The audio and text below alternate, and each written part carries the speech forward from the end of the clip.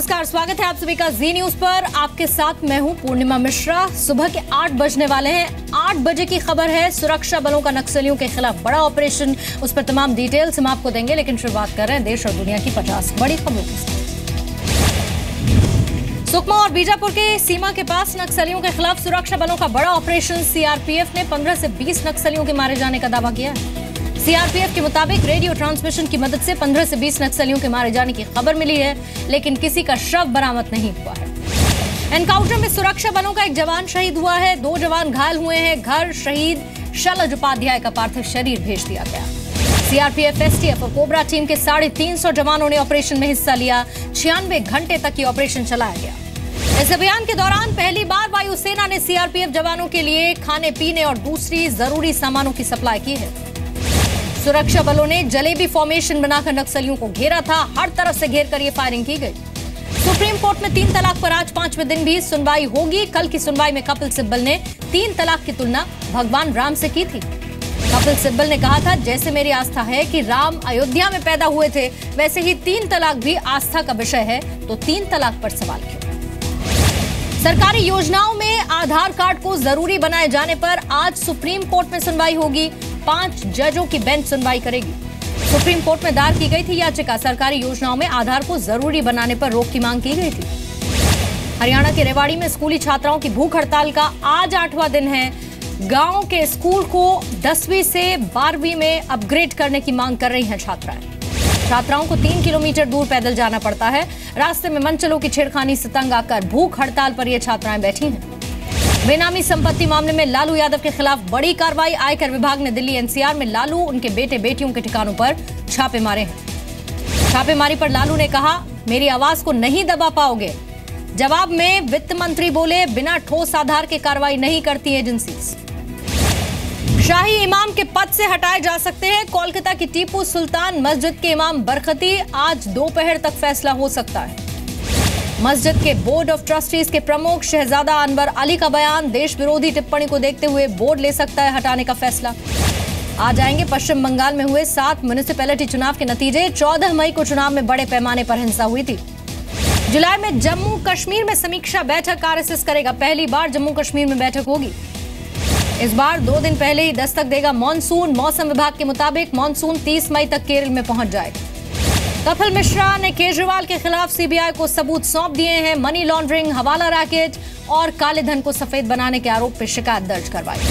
कपिल मिश्रा ने मोहल्ला क्लिनिक में 225 करोड़ के घोटाले का दावा किया। उपराज्यपाल से शिकायत करने की बात भी कही। जेएनयू के लापता छात्र नजीब अहमद मामले की जांच सीबीआई करेगी। दिल्ली हाईकोर्ट ने सीबीआई को केस सौंप दिया है। दिल्ली में मच्छरों की रोकथाम पर दिल्ली हाईकोर्ट की तल्ख टिप्पणी। दिल्ली सरकार, एमसीडी और केंद्र को कहा कि मच्छर मीटिंग का इंतजार नहीं करते। दिल्ली एनसीआर में मौसम बदला। रात में कई इलाकों में हल्की बूंदाबांदी हुई। तापमान में गिरावट। मुंबई में ड्राइवर को नौकरी से निकालने पर मालिक की बेरहमी से पीट कर हत्या कर दी गई। सीसीटीवी में रिकॉर्ड आता। मुंबई में घाटकोपर स्टेशन के पास लोकल ट्रेन के डिब्बे में आग लग गई। मोटरमैन और गार्ड ने आग बुझाई। केरोसिन लेकर कोई यात्री चढ़ गया था। योगी कैबिनेट की 6ठी बैठक में कई अहम फैसले हुए। अवैध खनन पर जुर्माना 25,000 से बढ़ाकर अब 5 लाख कर दिया गया। योगी कैबिनेट ने किसानों के लिए बेहतर बीज की व्यवस्था करने पर भी मंजूरी दे दी है। कैबिनेट ने विशेष अनुदान देने वाले प्रस्ताव को भी पारित कर दिया। यूपी में प्राथमिक विद्यालयों में चल रही 12,460 सहायक टीचर्स की भर्ती प्रक्रिया पर रोक। इलाहाबाद हाईकोर्ट ने ये रोक लगाई है। शिवपाल यादव के बेटे आदित्य यादव ने भी अखिलेश पर निशाना साधा। कहा, अखिलेश ने वादा किया था चुनाव के बाद अध्यक्ष पद छोड़ देंगे, अब वादा निभाएं। यूपी के एटा में स्कूल निर्माण में 32 लाख का घोटाला। स्कूल के प्रिंसिपल और जिला शिक्षा अधिकारी पर मिली भगत का आरोप। बरेली के धनौरा गौरी गांव के हाई स्कूल में बदहाली है। स्कूल की अकेली महिला शिक्षक के मैटरनिटी लीव पर जाने से स्कूल बंद पड़ा है। यूपी के नौतनवा से निर्दलीय विधायक अमन मणि त्रिपाठी पर आरोप तय। सीबीआई की कोर्ट में 19 मई से ट्रायल शुरू होगा। मेरठ में समाजवादी पार्टी के पूर्व पार्षद हाजी फाकू पर जानलेवा हमला हुआ। घर में घुसकर गोली मारी। 4 लाख कैश भी लूटा गया। यूपी के बहराइच में 2.5 साल की बच्ची से दरिंदगी। खेत में बच्ची पड़ी मिली। अस्पताल में भर्ती, मासूम की हालत गंभीर। शाहजहांपुर के गन्ना शोध संस्थान में फर्जीवाड़ा हुआ है। 2 साल से ड्यूटी पर नहीं आए कर्मचारियों को उनका वेतन निकालकर बंदरबाट की गई। इलाहाबाद में फीस कम न करने पर कोचिंग सेंटर में तोड़फोड़, भगवा पगड़ी बांधकर आए दबंगों ने कर्मचारियों पर पिस्टल तान दी। तेलंगाना में फर्जी चालान करने पर मुख्यमंत्री के चंद्रशेखर राव सख्त हुए, अधिकारियों को गंभीरता से जांच कराने के लिए कहा है। कानपुर में नयन सिंह नाम के बुकी के साथ नजर आया दिल्ली डेयरडेविल टीम का लोकल मैनेजर, सीसीटीवी में तस्वीरें रिकॉर्ड हुई हैं। उत्तराखंड के सीएम त्रिवेंद्र सिंह रावत ने नेशनल हाईवे अधिकारियों के साथ बैठक की, काम में सुस्ती को लेकर नाराजगी जताई है। गुजरात के नवसारी में 25 लाख रुपए के 500 और 1000 के पुराने नोट बरामद किए गए। पुलिस ने 3 आरोपियों को भी गिरफ्तार किया। पानीपत में बाल विवाह का शिकार हुई एक युवती ने किया लड़के के घर जाने से इनकार। 8 साल पहले शादी हुई थी। पंजाब के फरीदकोट में पिस्टल की नोक पर कार छीन ली गई। एक दिन पहले ही परिवार ने कार खरीदी थी। अलवर में शराब कारोबारी से बंदूक की नोक पर लूटे गए 1,15,000 रुपए। दुकान बंद करके पीड़ित घर जा रहा था।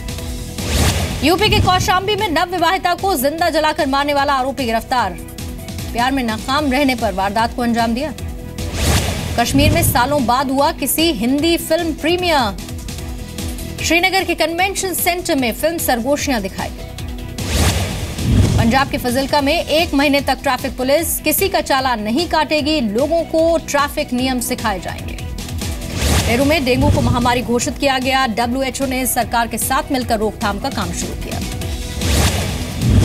साउथ के सुपरस्टार रजनीकांत के साथ स्क्रीन शेयर कर सकती हैं उमा कुरैशी। अगले महीने शुरू होगी फिल्म की शूटिंग।